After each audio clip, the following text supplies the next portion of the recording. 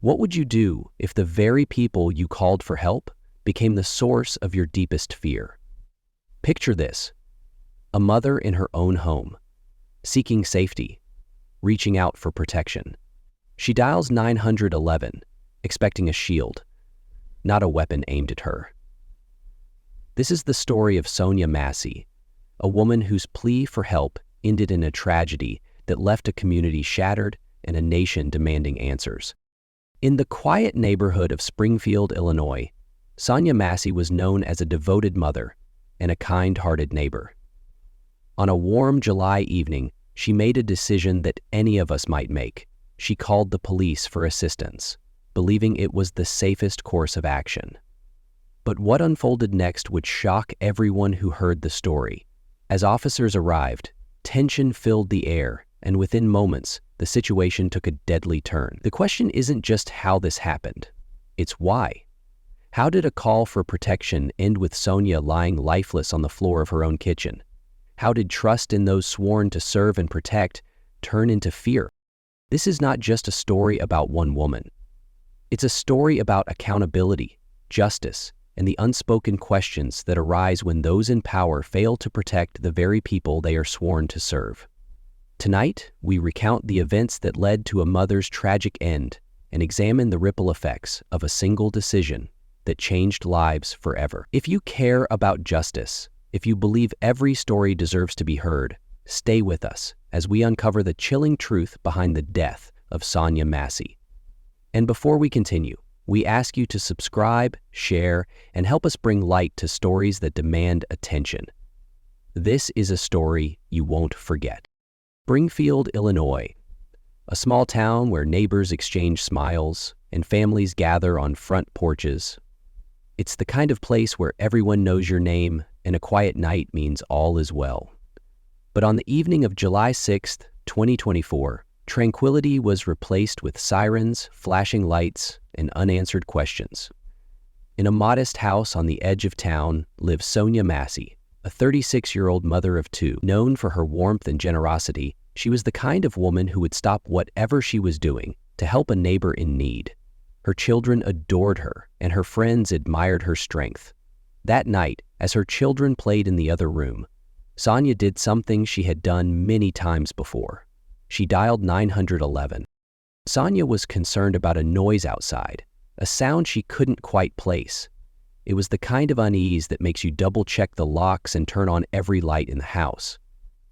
With her children in mind, she made the decision to call for help, a decision she believed was the safest option. The call was routine, a report of a potential prowler.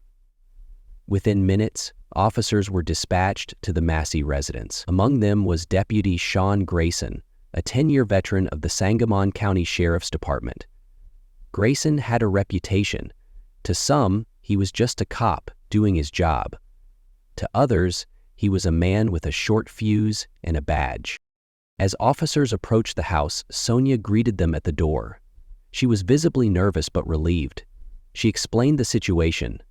A noise outside, possibly someone trying to enter. The officers assured her they would investigate. It seemed straightforward, a call they'd handled countless times.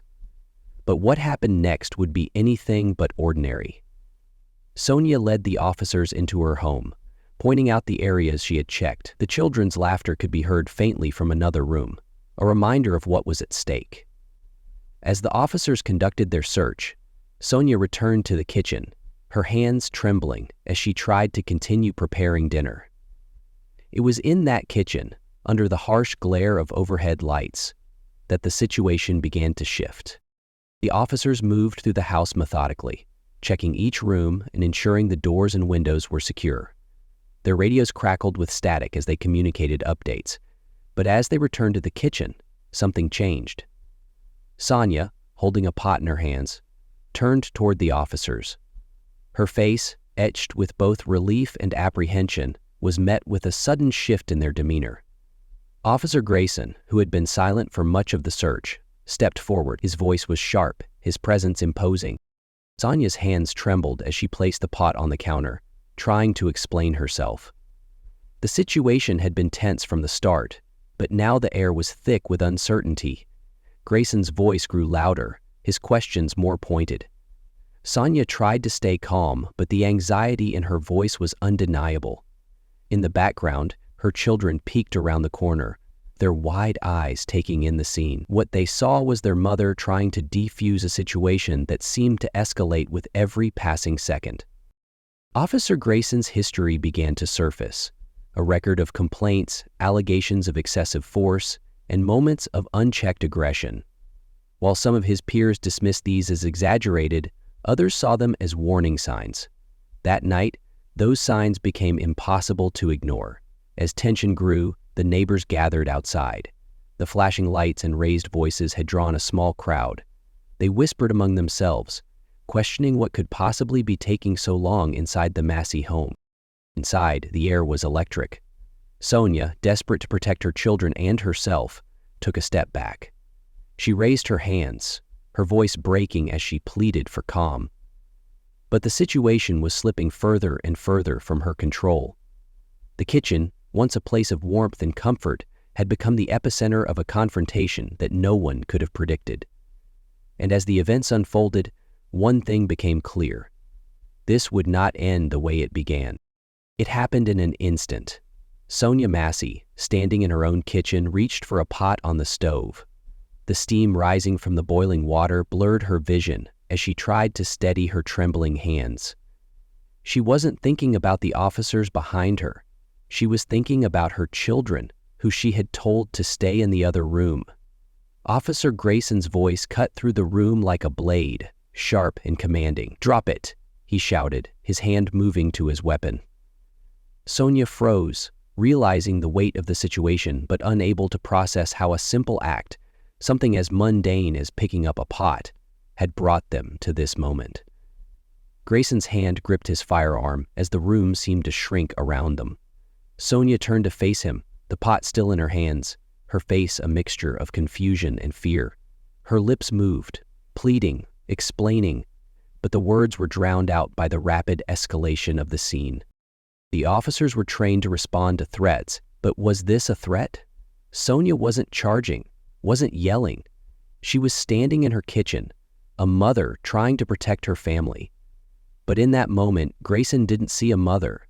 He saw a threat, and he acted. 3 shots rang out, each one cutting through the tension and into the body of Sonya Massey.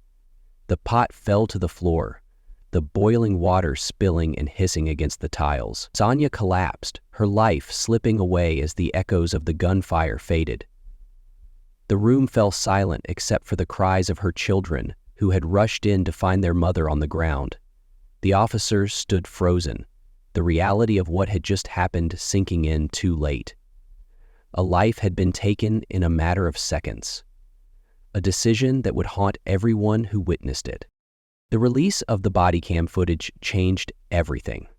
What the officers had seen as a justified response, the world saw as an unforgivable tragedy. The video showed Sonya's final moments, the confusion, the fear, and the devastating shots that ended her life. Protests erupted across Springfield and beyond, the streets filled with people demanding justice for Sonya Massey. Her name became a rallying cry for those tired of a system that too often failed the very people it was meant to protect. Officer Sean Grayson was charged with first-degree murder, aggravated battery, and official misconduct. The courtroom became a battleground, with lawyers debating whether his actions were a tragic mistake or a result of deep-seated biases and poor training. For the Massey family, the pain was unbearable. Sonya's children, once full of laughter and joy, now lived with the haunting memory of that night. Supported by civil rights activists, her family demanded not only justice, but comprehensive police reform. They called for better training, greater accountability, and an end to the culture of fear that had claimed Sonya's life. The community rallied together, holding vigils and marches to honor her memory. Candles lit the streets as neighbors shared stories of Sonya's kindness and strength. Her life had been stolen, but her legacy became a beacon for change. Sonya Massey's story is more than a tragedy. It's a call to action. It's a reminder of the devastating consequences of fear and bias within law enforcement and the urgent need for systemic change. From a simple call for help to a moment of incomprehensible loss, her story lays bare the cracks in a system that should be protecting lives, not taking them. What would it take to ensure that no one else suffers the way Sonya did? What changes are necessary to rebuild trust between law enforcement and the communities they serve? These are the questions we must ask, and the answers demand our attention. Join us in the conversation. Share your thoughts, your hopes, and your demands for a better future in the comments below. Don't forget to subscribe and help us shine a light on the stories that need to be told. As the screen fades to black, images of Sonya's smiling face and the glowing candles of a community in mourning remain. Her story is not forgotten, and neither is the fight for justice.